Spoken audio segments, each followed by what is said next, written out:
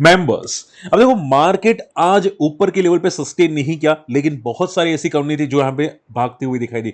Specially विजी Kedia sir का stock Emco Elecon 20% circuit मारता हुआ दिखाई दिया। देखो ये न्यूज यस्टरडे आ चुकी थी, मैंने ऑलरेडी हमारे डेली वीडियोस में डिस्कस भी किया था, ठीक है। और आप देखोगे लाइव मार्केट में मैंने क्वेश्चन पूछा था आप लोगों से कि विजी केडिया का स्टॉक आज गैप अप ओपन हुआ है, क्या सस्टेन करेगा कि नहीं। और काफी लोगों ने बोला था कि सर नो आइडिया, किसी ने बोला कि सर यहाँ पे लग ट्रैप है, ठीक है, और किसी ने बोला यस सर सस्टेन करेगा। अब ये जो 39% के मेंबर्स है ना, वो मेरे वीडियो शायद ध्यान से देखते होंगे, ठीक है, और उसी की वजह से उनको समझ में आया था। लेकिन जिनको नहीं पता मैं उनको थोड़ा लॉजिक बताऊंगा। देखो मैंने हमारे कॉमन डिस्कशन मेंबर्स के साथ में लाइव मार्केट में डिस्कस भी करा था कि मैं शायद यहाँ पे एमिको एलिकॉन को फोकस करा, मुझे लगता है कि सर्किट मारेगा, ठीक है, मुझे ऐसा लग रहा था कि यहाँ पे सर्किट मारेगा, ठीक है। वो मैं आपको समझा दूंगा कि मुझे क्यों लग रहा था, क्या स्ट्रेटेजी थी। और मैंने इंटरडे में कुछ प्रॉफिट्स भी बुक किया एलिकॉन के अंदर, और एज अ डिस्क्लेमर मैंने बीटीएसटी भी किया है एमिको एलिकॉन के अंदर, ठीक है। लेकिन मैं आपको समझा दूंगा यहाँ पे क्या चल रहा है क्या नहीं चल रहा है, ठीक है। देखो एक बात समझो, मार्केट में कोई भी न्यूज आती है ना, ठीक है, आपको पहले तो स्विंग ट्रेड के लिए भी समझ में आना चाहिए कि क्या हम लोग स्विंग ट्रेड करें कि नहीं करें। लॉन्ग टर्म दूर की बात है, शॉर्ट टर्म दूर की बात है, क्या स्विंग ट्रेड पॉसिबल है, क्या बीटीएसटी पॉसिबल है, अगर है तो हम लोग कैसे कर सकते हैं, ठीक है। आपको पता तो होना चाहिए। देखो मैंने, आप देखोगे मैंने क्या लिखा था कि भाई आई थिंक सर्किट मारेगा आज, ठीक है, और अगर आज सर्किट मारेगा तो कल गैप अप ओपन होगा, ठीक है। मुझे यहां पे ऐसा लग रहा था सर्किट मारेगा। अब ये मुझे कैसे लगा था मैं आपको समझा दूंगा, लेकिन सुनिए, पूरा सुनिएगा, आपको समझ में आ जाएगा, ठीक है। लेकिन देखो अगर आज भागा इसका मीनिंग नहीं कि कल भी पॉजिटिव होगा, परसों भी पॉजिटिव होगा, और शॉर्ट टर्म के लिए पॉजिटिव होगा, उसका स्ट्रेटेजी अलग है, वो मैं आपको समझा दूंगा। लेकिन पहले पूरा सुन लेना आज का वीडियो, ठीक है। चलिए स्टार्ट करते हैं। अब देखो अगर मेरे वीडियोस आपको लॉजिकली समझ में आते हैं तो भाई एटलीस्ट शेयर कर देना, और नहीं समझ में आए तो मुझे कमेंट कर देना, क्योंकि मैं आपको सिखाने के लिए बैठा हूं, ठीक है। चलिए सबसे पहली बात, निफ्टी। निफ्टी अगर आप देखोगे, एंड देखो अगर आपने पिक नहीं किया एमी कॉलीगॉन एज अ बीटीएसटी, अगर नहीं समझ में आया कोई बात नहीं, रिलैक्स रहना, मैं आपको समझा दूंगा, ठीक है। काफी लोगों ने पिक भी किया था, आप यहाँ पे देख सकते हैं। यहाँ पे काफी लोगों ने कमेंट किया था कि सर थैंक यू सर, एमिकॉन एलिकॉन ने सर्किट मारी है, थैंक यू सर, ठीक है। काफी लोगों ने मुझे यहाँ पे थैंक यू बोला है, ठीक है, हम लोग डिस्कस कर लेंगे, ठीक है। ओके, तो सबसे पहले अगर बात करते हैं यहाँ पे निफ्टी में क्या हुआ। देखो निफ्टी में अगर प्रॉपर बात करनी चाहिए तो निफ्टी ने 25,200 का एक रेजिस्टेंस क्रिएट किया यहाँ पे, ठीक है। मॉर्निंग में ऊपर गया था स्टेबल ओपन होने के बाद, लेकिन सस्टेन नहीं गया, और जैसे ही आज का लेवल तोड़ा, मार्केट 25,000 तरफ आता हुआ दिखाई दिया, जो मैं आपको कल बता चुका था कि 25,000 आएगा अगर ये लेवल टूटा तो, ठीक है।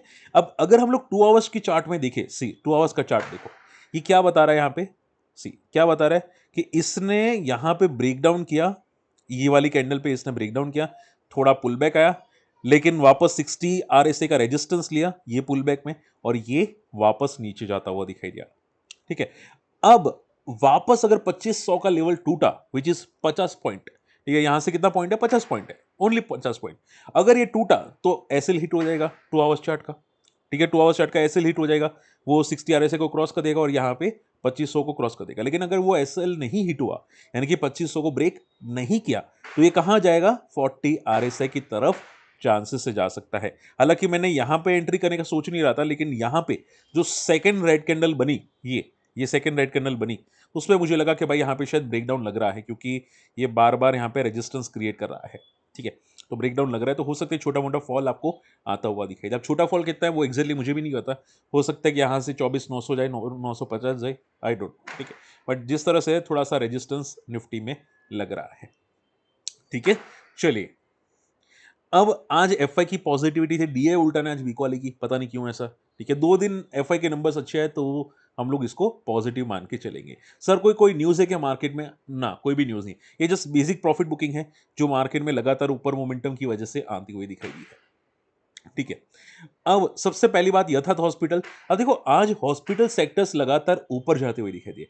यथार्थ हॉस्पिटल ने नया हाई मारने की कोशिश की, ठीक है। रीजन क्या था कि health industry, health care industry, ठीक है, कंटिन्यू टू रिमेन फेवरेबल, यानी कि हेल्थ केयर इंडस्ट्रीज काफी अच्छी फेवर में है, उनके रिजल्ट्स अच्छे आते हैं, ग्रोथ अच्छा है, ठीक है। इसकी वजह से सेक्टर में यथार्थ अच्छा था, इसकी वजह से यथार्थ नया हाई मारता हुआ आपको दिखाई दिया। और मैंने आपको बार बार बताया कि हॉस्पिटल सेक्टर पॉजिटिव है, हॉस्पिटल सेक्टर पॉजिटिव है। अगर आप मेरे वीडियोस देखते हैं तो मैंने आपको 2 सेक्टर बार बार बताए हैं, कौन से, एक तो न्यू स्टार्टअप कंपनीज होती है ना बहुत सारी, ठीक है, लाइक जोमेटो वगैरह वगैरह होगी, और दूसरी हो जाती है हॉस्पिटल सेक्टर्स, और वो मैं आपको बार बार डिस्कस करता हूँ। और आज देखोगे यहाँ पे अर्थात हॉस्पिटल नया हाई मारता हुआ दिखाई दिया, ठीक है। सो मैं हमेशा बोलता हूं कि कंपनीज, आपको पता होना चाहिए कौन सा सेक्टर भागेगा, फिर मार्केट कहीं पे भी जाए आपका सेक्टर पॉजिटिव रहता है। ठीक है, तो मैं कभी भी टाइम पास के लिए आपके आपके साथ वीडियो नहीं बनाता, ऐसा नहीं कि भाई वीडियो बनाने के लिए बना दिया, मैं हमेशा सोच समझ के बोलता हूँ। बात समझ में आ रही है? तो आपको समझना है मैं क्या बोल रहा हूँ, वो आपको ध्यान से सुनना है। ठीक है, अगर नहीं समझ में आ रहा तो आपको 2 बार पूछो। ठीक है, पूछोगे मुझे कोई प्रॉब्लम नहीं है, बट 2 बार पूछो। ठीक है, अब देखो यथार्थ लाइफ को क्रॉस तो कर चुका है। ठीक है, लेकिन देखो याद रखना कि यथार्थ स्लो मोमेंटम वाला है। आप ऐसा मत सोचो कि भाई ये वर्टिकल जाएगा like GMDC, like Tata investment, like Netweb, ये ऐसे नहीं जाएगा। ये स्लो एंड स्टडीली है, भले लाइफ को ब्रेक किया है, लेकिन स्लो एंड स्टडीली ऐसे ऐसे करके ऊपर जाएगा शांति से। किसी को पता भी नहीं चलेगा लाइफ कब कितनी बार मार दिया स्टॉक ने। ठीक है, ये 2-3 महीने में आई थिंक लाइफ मारता ही है। आप एक बार चार्ट देख लेना, डेली चार्ट, 2-3 महीने में एक बार लाइफ मार देता है। ठीक है, सो आपको ध्यान में क्या रखना है, ऐसे स्टॉक ढूंढो जहां पे प्रॉब्लमेटिक ना हो, जहां पे पॉजिटिविटी आपको हर बार आती हुई दिखाई दे। ठीक है, ओके, चलिए। सो यथा हॉस्पिटल इज पॉजिटिव। एंड देखो आज आईटीआई स्टॉक भागता हुआ दिखाई दिया। अब देखो बीएसएनएल से यहाँ पे आप देखोगे, यहाँ पे बीएसएनएल 5G को फोकस करने वाला है। ठीक है, मैंने अभी न्यूज़ सुनी है कि 6 या 8 महीने के अंदर पूरा 5G रोल आउट कर लेगा, और इसकी वजह से आईटीआई भागता हुआ दिखाई दिया। ठीक है, आईटीआई हालांकि सस्टेन नहीं किया है बहुत ज़्यादा, लेकिन आईटीआई थोड़ा बहुत भागता हुआ तो ज़रूर दिखाई दिया है। ठीक है, सो आईटीआई भी थोड़ा पॉजिटिव, लेकिन देखो जनरली गवर्नमेंट रिलेटेड कंपनीज होते हैं, मैं ज़्यादा फोकस नहीं करता। कभी भी फॉल आ जाते हैं, जैसे कि यहाँ पे तगड़ा फॉल आता हुआ दिखाई दिया, ट्रैपिंग हो जाता है।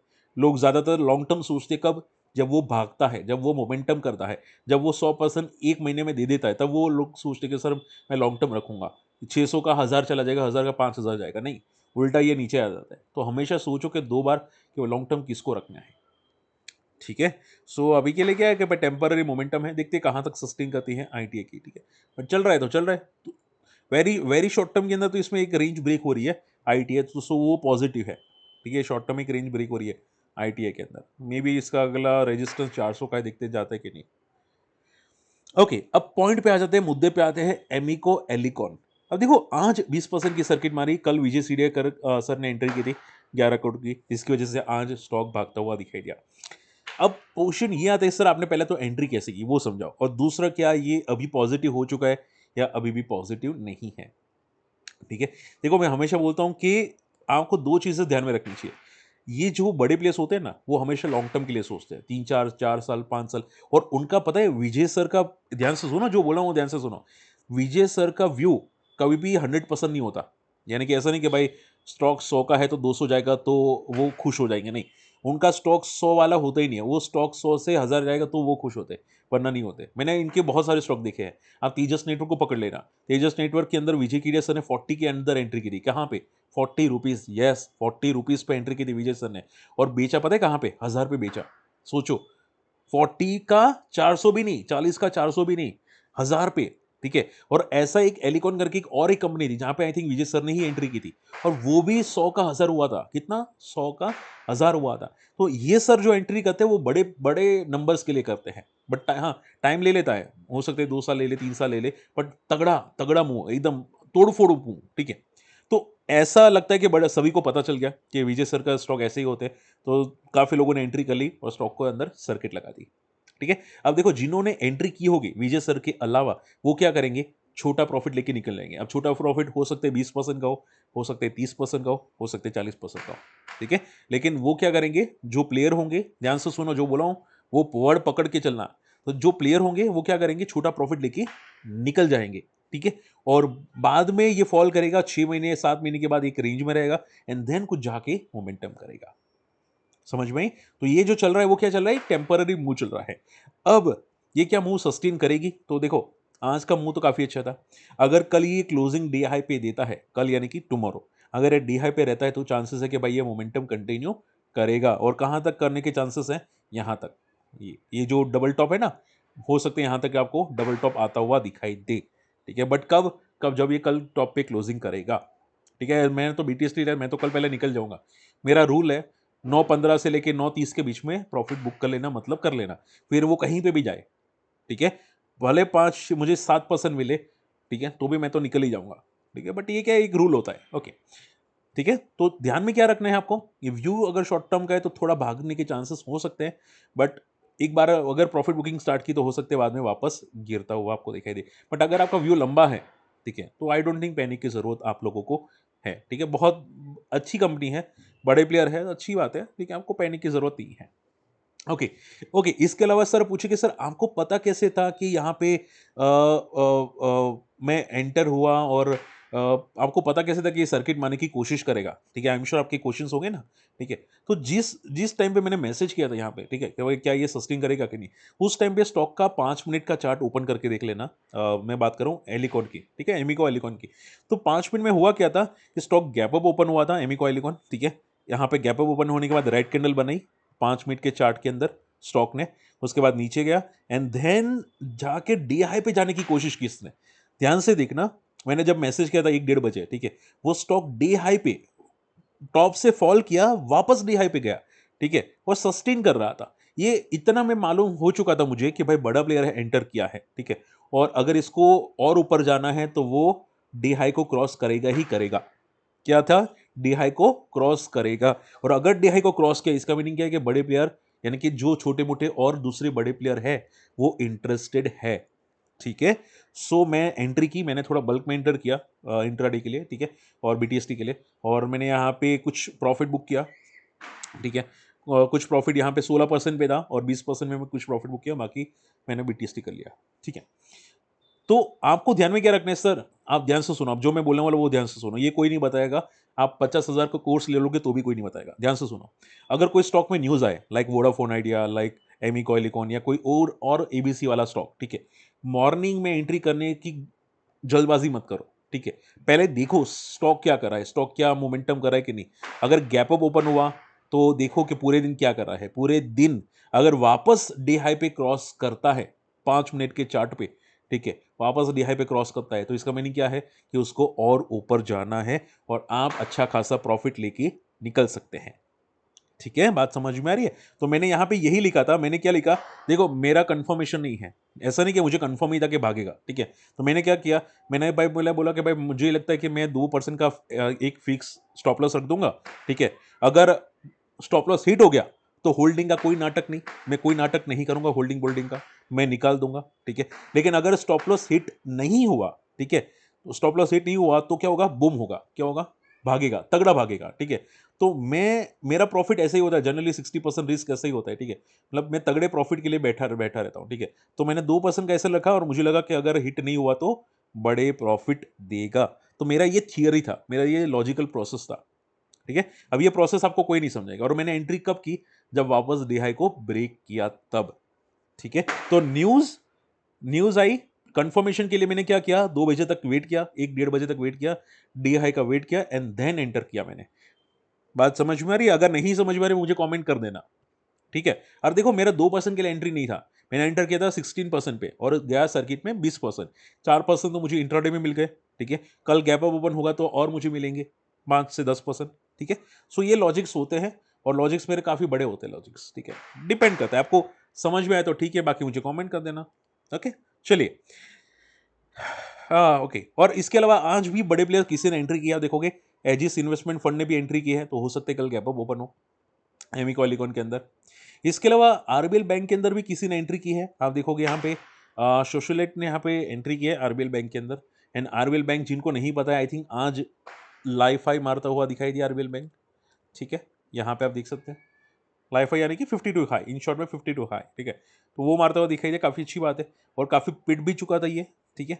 यहाँ पे काफ़ी अच्छा ब्रेकआउट है। अब अगर ये सस्टेन करेगा तो हो सकता है कि वापस यहाँ पे एक टेक्निकल चार्ट पे 400 का एक रेजिस्टेंस है, वहां तक आता हुआ आपको दिखाई दे। बट ये कब होगा, जब तक ये 260 के ऊपर है, 260 के ऊपर है, तब तक पॉजिटिव। अगर 260 ब्रेक तो टाटा बाय बाय, ठीक है। जो मेरा लॉजिक होता है ना कि भाई यहाँ पे 2% कैसल, उसी टाइप का मैं हमेशा स्टॉक में ऐसे ही करता हूँ। अगर हिट हुआ तो कोई नाटक नहीं, ठीक है, ओके। सो ये बात है, बड़े प्लेयर्स की एंट्री है, देखते हैं यहाँ पे ये सस्टेन करता है कि नहीं, ओके। इसके अलावा ब्लू स्टोन ज्वेलरी, ये भी आज लिस्टिंग का हाई तोड़ता हुआ दिखाई दिया, काफ़ी टाइम के बाद आज लिस्टिंग का हाई तोड़ा है। हालांकि फ्रॉम द टॉप से सस्टेन नहीं किया ये ब्लू स्टोन ज्वेलरी ने, ठीक है। तो मैं क्या करूंगा, इसको वॉच लिस्ट पे रखूंगा कुछ दिन, अगर ये सस्टेन करेगा तो मैं इसमें एंट्री करने का सोचूंगा, ठीक है। बट एक बात याद रखेगा कि कंपनी के फंडामेंटल्स अच्छे नहीं है, कंपनी ने बार बार लॉसेस किया है, ठीक है। तो लॉन्ग टर्म के लिए तो कोई एंगल से नहीं बनता, कोई एंगल से लॉन्ग टर्म नहीं बनता। बट हाँ, जो मेरे रूल है लिस्टिंग का, हाई ब्रेक करना, वो रूल काफ़ी पॉजिटिव है। तो देखते हैं, मैं कुछ दिन की वेट करूंगा, 1-2 दिन, ठीक है, क्या सस्टेन करेगा कि नहीं। ओके, चलिए, तो आई होप आज का वीडियो समझ में पसंद है। आप पूछिए सर क्या मार्केट पैनिक करने चाहिए कि नहीं करना चाहिए, आंसर इज नो, अभी भी पैनिक करने की जरूरत नहीं है, ठीक है, तो बी रिलैक्स, ठीक है। चलिए, बाकी ये नेक्स्ट वीडियो में डिस्कस करेंगे, मिलते हैं अगली वीडियो में, टेक केयर, बाय बाय।